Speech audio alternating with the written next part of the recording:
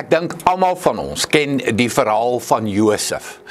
En wanneer ek veral met jong mense praat, herinner ek hulle altyd daaraan. Wanneer jy die verhaal van Josef lees, jy het nie te doen met 'n volwasse man nie.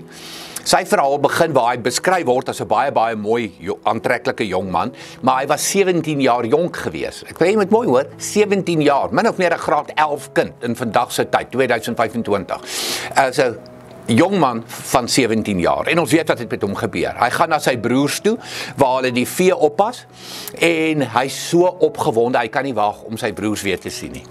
En hulle is jaloers op hom, hulle hou nie van hom nie, hy is mos nou papa se blue-eyed boy, en hulle maak planne om hom te vermoor. Nie om lelik met hom te wees nie, nie om net nasty te wees nie. Ek bedoel, ons weet ons broers en susters kan baie keer so met mekaar wees nie, hulle wil hom vermoor.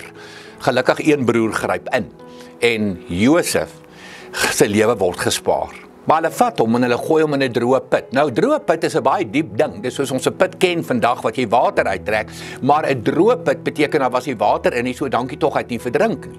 So Josef leef, maar daar sy in die put. Die volgende oomblik kom handelaars verby. En hy word verkoop aan die handelaars, en die handelaars vat hom na 'n vreemde land toe. En daar in die vreemde land verkoop hulle hom weer 'n keer. En hy beland as 'n bediende in die paleis. Daar word hy vals beskuldig en beland hy onskuldig in die tronk. Mense, ek sê nou vir jou, alles wat kon verkeerd geloop het verkeerd geloop in hierdie jong man se lewe.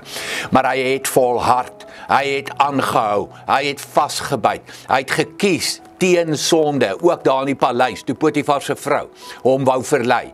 En hy het die pad gestap. Hoekom? Hoe het hy dit reg gekry? Hoekom het hy nooit moed opgegee nie? Hoekom het hy dit reg gekry om te volhard? Ek wil vir jou 2 versies lees. Genesis 39 vers 2. Die Here was baie naby aan Josef. En Genesis 39 vers 21. Die Here was saam met Josef in die tronk. Hoor hierdie woorde. Sit jou naam daarin. Die Here was baie naby aan Josef. Die Here is baie naby aan jou en aan my. Die Here was saam met Josef in die tronk. Ons kan maar net sowel sê die Here was ook saam met hom in die put. Die Here was saam met hom toe hy verkoop is. Die Here was saam met hom toe sy broers met hom aaklig was. So is die Here saam met jou, die hele tyd, elke dag, elke tree van jou lewe. Juis in die tye wat dit swaar gaan, juis in die tye wat dit baie moeilik met jou gaan. Hou vas daaraan. Die Here is naby aan jou.